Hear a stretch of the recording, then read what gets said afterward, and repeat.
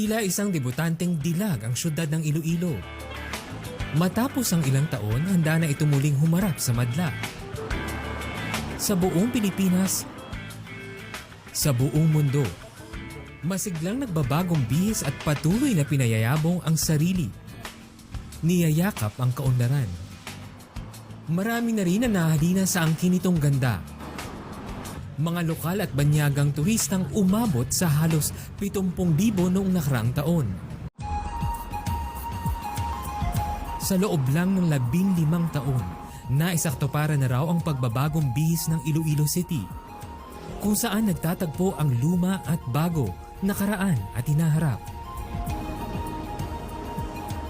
Gaya na lang ng runway at tore ng lumang airport na ngayon parte na ng magiging business district. Isang espasyo sanang pwedeng iwanang nakatiwangwang o puna ng masisikip na gusali, ngunit tulad ng mga progresibong bansa, inayon nito sa espasyong pagdadaanan ng kaunlaran. Tulad ng inilatag sa urban planning ng mga progresibong bansa tulad ng Canada, ang mga espasyo sa Iloilo ngayon ang nagbibigay daan para higit kilalanin ang kasaysayan nito. Dahil ang bawat simbahan at ribulto sa mga plaza rito nagsisilbing marka ng kanilang karangyaan. The Ilonggos are very passionate about the past of their history kasi parang ito lang yung kanyang sense of identity niya na that we were once a very proud, very industrious na mga tao who contributed to the national economy and who made it great na naging known kami and we were called the Queen City of the South then, no?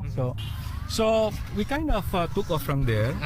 So sabi namin if this was really of that value at that time, we should preserve. Isang kalye sa Iloilo City ang namumukod-tangi mula noon hanggang ngayon. Ang dating Jose Maria Basa Street na mas kilala na ngayon bilang Calle Real. Maiahalin tulad sa isang malaking museyong nagpapakita ng arkitektura na mga gusali noong panahon ng mga Kastila at Amerikano. Naging sentro ng kalakalanan ng sangang ito bago magtapos ang pananakop ng mga Kastila at naging shopping at entertainment district naman mula noong 1930s. May sinihan at magagarang tindahan.